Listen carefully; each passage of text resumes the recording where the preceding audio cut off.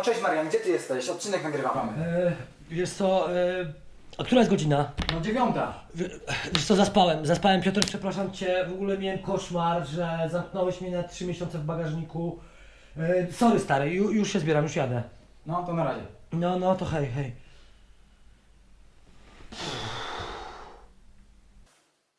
Cały czas te samce alfa, non stop. Może byś zabrał nas na jakieś wakacje zamiast... Zabiorę was do Włoch, spokojnie, tylko nagramy odcinek. Do Włoch?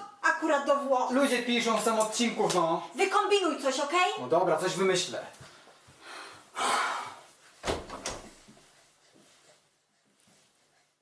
Runiu, a ty co będziesz robił, jak będziesz duży? Cześć, samce alfa. Ja też samce alfa.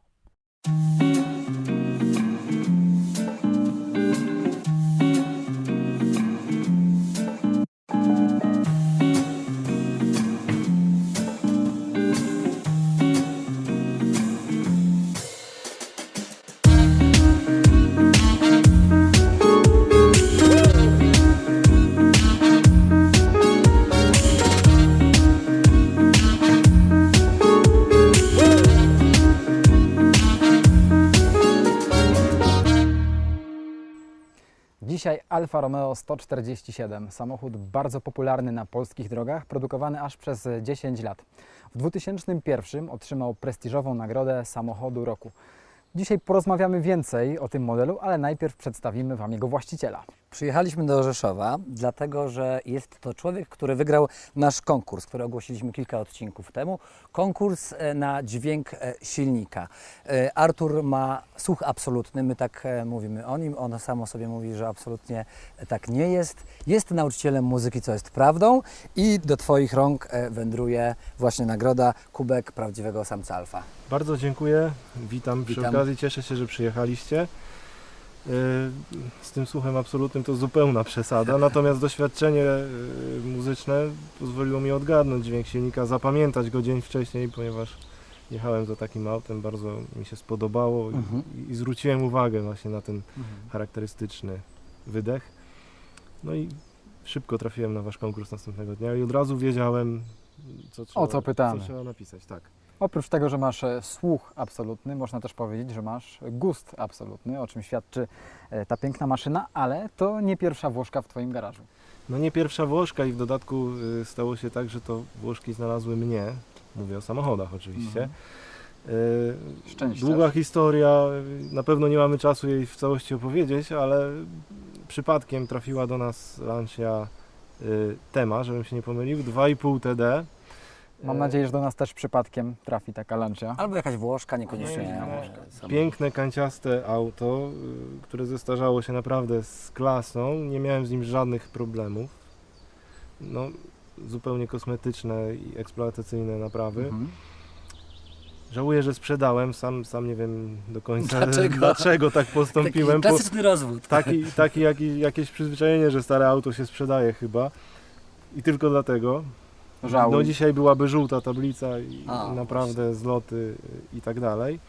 Natomiast po sprzedaży tego auta szukałem czegoś nowego, no i trafiłem przypadkiem zupełnie na Lancię, tym razem Deltę. Niestety nie Integrale wersja, tylko już nowsza, bardziej miejska, z silnikiem HPE. No tutaj wygląd pozostawiał wiele do życzenia w moim odczuciu. Natomiast właściwości jezdne były jeszcze lepsze w stosunku do Temy. No ale teraz masz i jedno, i drugie. No właśnie, bo mówiłeś, że żałowałeś sprzedaży pierwszego auta, a czy żałowałeś kupna tego modelu? Myślałem, że tak będzie. Zawsze coś wychodzi po zmianie właściciela, tym bardziej, że to już 10-letnie auto było w momencie kupna. No ale wszystko co tam było po drodze, okazało się tylko częściowo tak straszne, jak myślałem, że będzie, i kosztowne przy okazji. No i jeśli tylko na strachu się obejdzie w przyszłości, no to współpraca będzie naprawdę udana z tym autem. No i każdemu życzę, żeby tak się cieszył po prostu ze swojego auta. No to w takim razie już za chwilę zobaczymy, jak cieszysz się ze swojego auta, prowadząc go. Pora na przejażdżkę.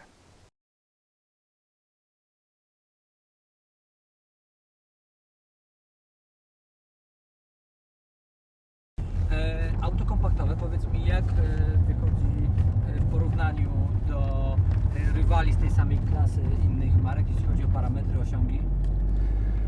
No, tylko najnowsze Golfy naprawdę zostawiają mnie tak w tyle na światłach, jeśli już mówimy o tym przyspieszeniu.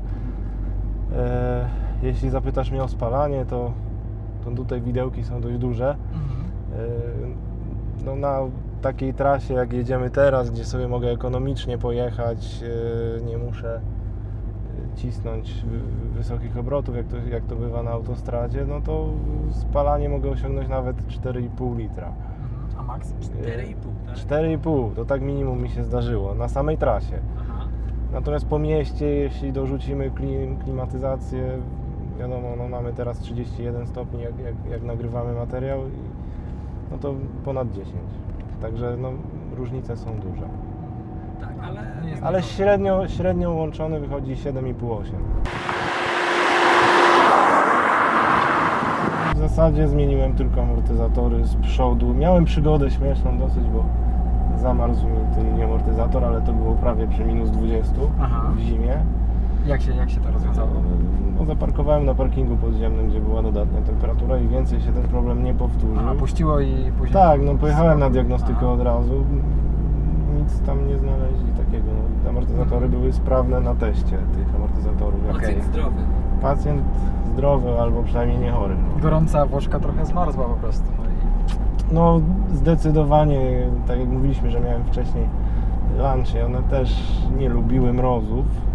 To nie mówię, że nie odpalały, bo odpalały zawsze prawie, ale Inaczej się no, zachowywało. inne auta są po prostu bardziej odporne na mrozy. Niemieckie są bardziej odporne na mrozy, amerykańskie są bardziej odporne na mrozy. A jak z zawieszeniem? Czy też odczuwasz zimą na przykład, że bardziej skrzypi przód?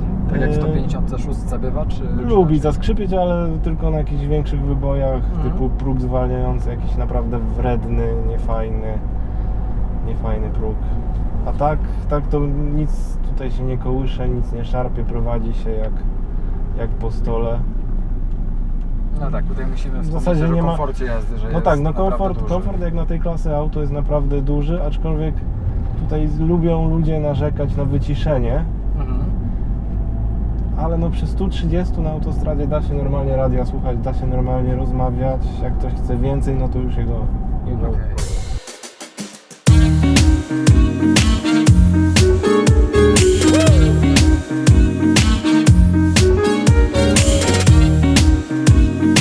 Ciekawe jest to, że ten konkretny model ma już 12 lat, no ale w ogóle nie wygląda na swój rocznik. Wygląda jakby miał no, co najwyżej 4 lub 5 lat, no i tak zaobserwowałem, że samochody konkurencji w podobnej klasie z tego rocznika no, wyglądają dużo, ale to dużo starzej. Jak auto przedpotopowe. Zależy też jak to dba o swoje auto, ale ogólnie sama linia nadwozia się wolniej starzeje niż Tak, ale wnętrze również. na przykład u Nissana Micry, który w tych czasach był dość popularny. Chociaż to jest innej klasy auto, ale możemy porównać samą linię, prawda? No cóż, no tutaj jest bardzo, jak patrzymy na facjatę tego auta, to jest bardzo przemyślana linia. No wszystko się sprowadza jakby do tego znaczka Alfa Romeo. Wszystkie linie się schodzą w tym jedno punkcie miejsce, i to jest jakby, no może nie oś symetrii, ale jakiś punkt kulminacyjny i ta forma, jakby patrzeć na dzieło sztuki, forma tego obrazu jest zawsze, robi lepsze wrażenie. Tak jak mówili starożytni Greccy, jaki to jest dobry prostokąt. To jest taki, który robi dobre wrażenie. I myślę, tak samo jest. No, ten Tak samochód samo naprawdę jest robi z bryłą, dobre wrażenie. aczkolwiek Alfa Romeo też miała swoje gorsze modele pod względem Aha, no wizualnym. który według Ciebie gorszy był? Stara 156, nie obrażając oczywiście nikogo, myślę tutaj stara, w szczególności z przodu. Trzymaj mi Mariusz, bo... No nie, to ja tutaj się nie zgodzę w ogóle. No, ale bo to jest właśnie mój- kwestia gustu, tak? tak. O tym się nie dyskutuje, no ja tu mogę mówić tylko o sobie. No właśnie. Chociaż zadbane robią rzeczywiście lepsze wrażenie No. niż te Ja starzejące. się nie odzywam na razie, prosiłem się. Dbałeś? Oczywiście, że dbałem. Oczywiście, że dbałem. Aczkolwiek no też bym kupił, Też bym. gdybym dobrą trafił.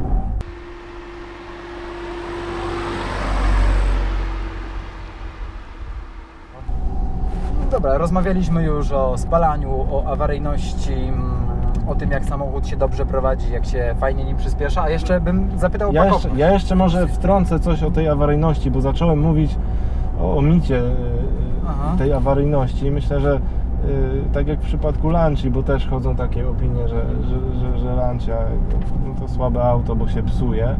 Lancia sobie zepsuła opinię Dedrą, gdzie odpadały zaraz po zakupie plastikowe elementy, tapicerki i przełączniki. No to pamiętamy z pewnego programu. Tak, pozdrawiamy pana Clarksona. Zapraszamy. Zapraszamy do samców Alfa. Chociaż Jeremy Clarkson też wybrał Alfę właśnie 147 No tak, oczywiście. w teście. 150 też? Mimo tego, że gorzej nie, ciut gorzej wypadła. 156 też mu się podobała Tak. akurat, także też się z Tobą nie zgodzi. No, Tak. No, Zostawmy Clarksona. może akurat ja tu nie jestem ekspertem. No ale co do tego mitu, to też Alfa myślę miała jakiś tam gdzieś egzemplarz, który nie wypalił. Myślę, żaden biznesmen nie pozwoli sobie na drugą taką wpadkę, więc każdy następny egzemplarz był na pewno lepszy. A jeśli chodzi o pakowność, wiemy ile ma pojemności bagażnik, natomiast czy autem się jeździ komfortowo w trasy? Czy jakbyśmy jechali tutaj w piątkę, to dojechalibyśmy nad Polskie Morze? Myślę, że tak. Ja jeżdżę często na taką trasę 180 km po autostradzie i no nie jestem zmęczony, kiedy wysiadam. No, w innym aucie tą samą trasę no, niestety musiałem odchorować przez tam 2 godzinki, odpocząć. No bo nie było takiego komfortu. No tutaj jest ta klima. To jest ważna cecha lepsze Alfa Romeo, wyciszenie. że też i te fotele i prowadzenie samochodu, to wszystko jest bardzo, bardzo komfortowe. Ważna kwestia, Tak. to jest auto, to jest wersja przedliftingowa. W jakiej cenie możemy kupić na rynku wtórnym taki samochód? Ponieważ wielu naszych fanów jest zainteresowanych kupnem auta do na przykład 20 000. Czy jesteśmy w stanie w tej kwocie? No myślę, że nawet 2. Nawet Do 20 000 nawet 2 jesteśmy w stanie kupić. Dobre sztuki. Takie naprawdę już po jakimś tuningu zadbane, tak że naprawdę tylko jeździć przez 2 lata bez niczego, no to około 11-12. Zawsze trzeba monitorować, bo zawsze się znajdzie jakaś sztuka. Oczywiście, a którą teraz warto- właśnie już z Twojej perspektywy jeździsz tym samochodem już jakiś czas. Gdybyś jeszcze raz miał kupić taki model, na co teraz byś się zwrócił uwagę przy zakupie, żeby nie zaliczyć ewentualnej wpadki? Pierwsze na to, czy klima dobrze chłodzi, czy łapie dobrze ten dieselek temperaturkę, bo przepisowo to jest między chyba 88 a 95 stopni. Bo jeśli nie łapie, no to To znaczy, że...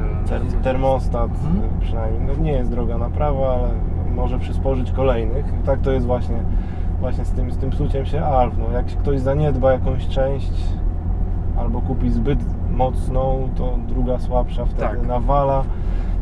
Jeśli zaniedba coś, no to powoduje to kolejne awarie. No a jeśli na bieżąco się to auto monitoruje, to ono się odpłaca tym samym, no i chodzi po prostu. Trzeba po prostu te elementy eksploatacyjne, które się normalnie w autach zużywają, wymieniać Na bieżąco po prostu. na bieżąco. Ona zawsze daje takie ostrzeżenia, zanim się coś popsuje, daje takie... Radio po włosku Ci się włączy, jakiś komunikat? No parę razy mi się zdarzyło coś. Artur, dostałeś już kubek prawdziwego samca Alfa, teraz jeszcze smyczka od Passionati. Bardzo dziękuję. My dziękujemy Tobie za udział w naszym odcinku. Was zapraszamy na kolejny. Ciao ragazzi! Zaraz, jakie ciało? Test bagażnika. Hamuj.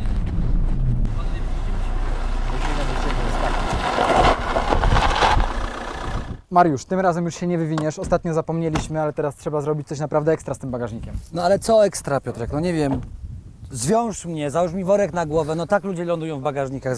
Będziemy robić odcinek o mafii sycylijskiej i jej samochodach, to wtedy będziemy się wiązać. Teraz Nie my się skakuj. będziemy wiązać, tylko będziemy wiązać osobę, którą tam będziemy wrzucać. No to może być ciekawe, ale na razie Ciebie musimy tu wrzucić, bo obiecałeś naszym widzom, że będziesz tutaj lądował.